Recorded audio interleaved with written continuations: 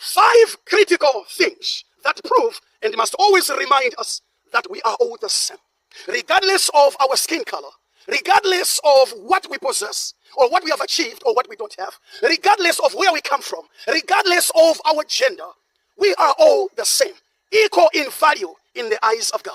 All right? I don't mean to disrespect, people's statuses or achievements, but at the end of the day, we are all human beings and we are all the same, equal value in the eyes of God, even though our roles and statuses may be different.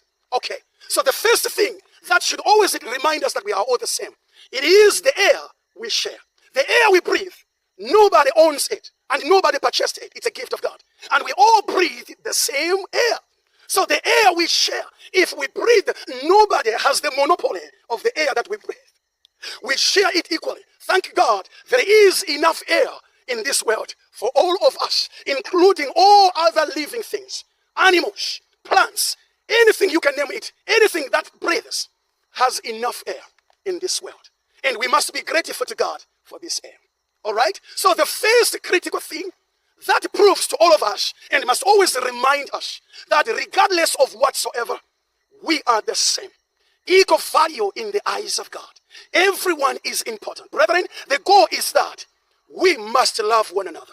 We must respect one another. We must accept one another, just like God accepts all of us as of equal value in his eyes.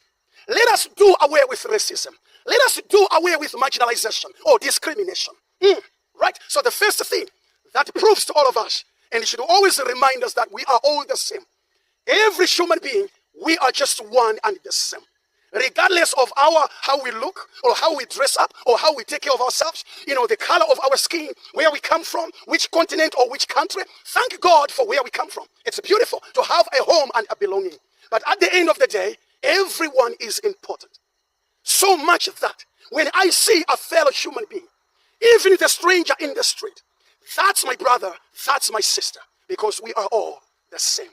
The second critical thing that proves and must always remind us that we are all the same, it is the blood we bleed. Okay? The blood we bleed is the same. Thank God that our life resides in the blood. Blood is life. So the life or the blood we bleed is the same. Okay? All the life that we have, it is the same. I thank God for Jesus' words in Matthew chapter 16 verse number 17.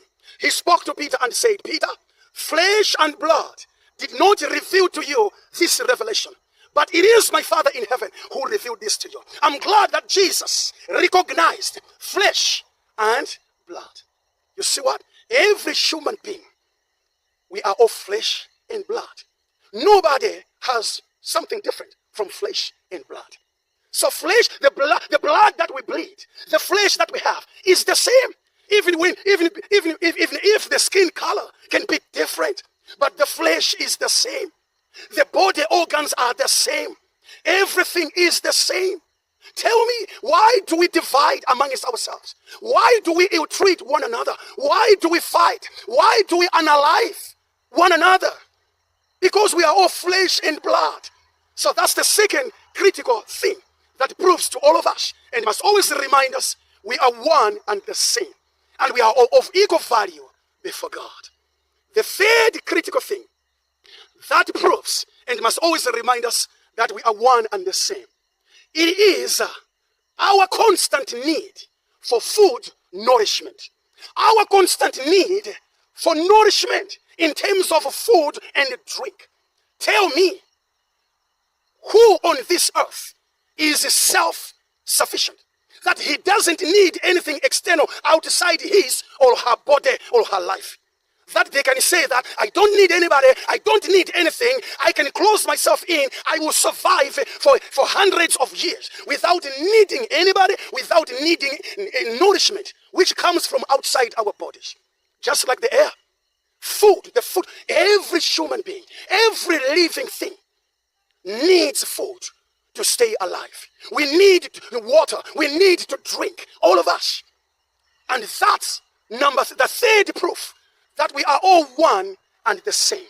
Because all of us are vulnerable without food and drink. Okay? The question maybe should be, how are we going to get the food and what to drink? Some have got more food, some have got less food. But nobody in this life can say, I am self-sufficient. Don't give me, I will not eat food like anyone else. I will not drink anything like anyone else. But all of us, here is another proof that we are all one and the same. Tell me, brethren, why do we discriminate? Why do we look down on certain people? Why do we ill-treat one another?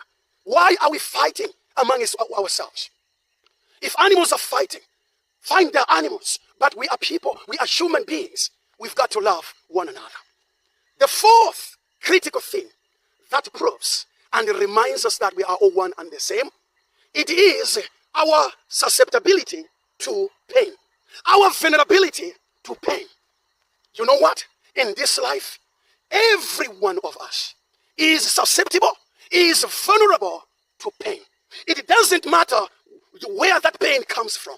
It could be pain from maybe something violent. It could be pain from sickness. It could be pain from loss of something, or losing, a family member, or losing a friend. There is nobody, because even Jesus in this life, when Lazarus died, and when he saw the sadness of Martha and Mary, Jesus also wept. Every one of us here is susceptible, is vulnerable to pain. It could be pain of any kind you can think of. Maybe the pain of shame. Maybe the pain of losing a job, losing a business capital. Maybe you made a huge investment and you lost everything and you are depressed. That is another proof that all of us, because there is nobody in this life who is not susceptible, who is not vulnerable to pain, to loss, to danger, and all sorts of disappointment. Critical thing number 5, which proves and should always remind us that we are all one and the same. It is death. 1 Kings chapter 2, verse number 2. Listen to what David said. And he was speaking to Solomon, his son, to take over. David said on 1 Kings chapter 2, verse number 2, I am about to go the way of all the earth. I'll say that again.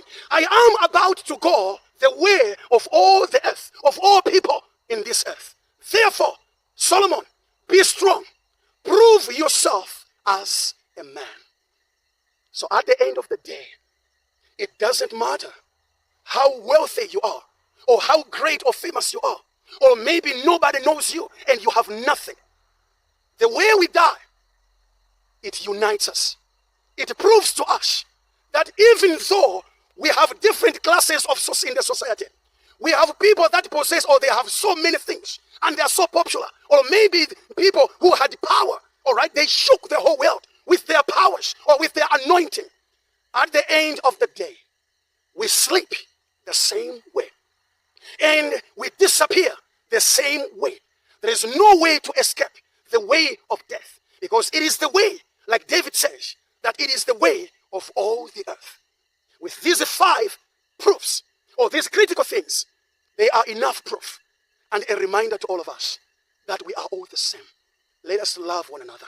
Let us treat one another good. Do not be the reason why somebody should shed tears, or should feel marginalized, or should feel underrated. Stay blessed. Be Christ-wise.